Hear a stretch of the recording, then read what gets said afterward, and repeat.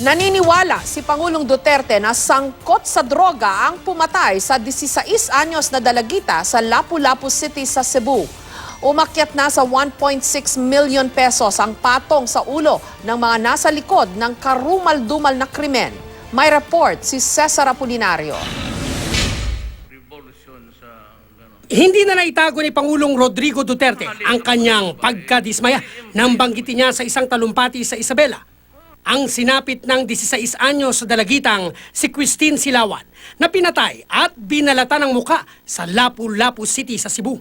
Tila wala na raw patawad ang mga durugista ngayon na sa tingin niya ay nasa likod ng karumal-dumal na pagpatay sa biktima.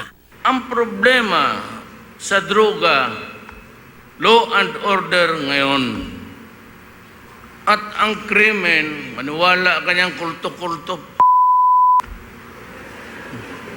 binabalatan ang mga muka ng mga... Lumabas sa investigasyon ng medical legal officer ng PNP na maingat at metikuloso ang ginawang pagpatay kay Christine. Bukod kasi sa natanggal na bahagi ng kanyang mukha, nawawala rin ang kanyang lalamunan at dila.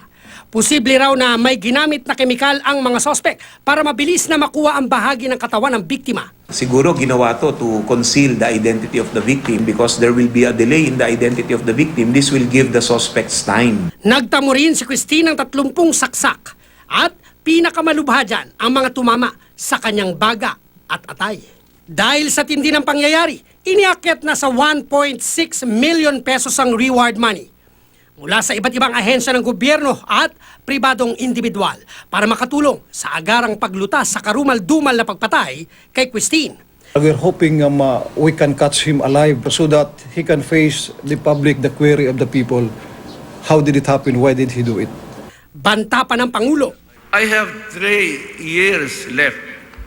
I will make it the most dangerous time of your life as a drug pusher, drug lord, or whatever son you are. Di kita palulusutin. May tinutugis na raw na suspect ang mga otoridad pero hindi mo na ito isinapubliko. Cesar Apolinario, GMA News.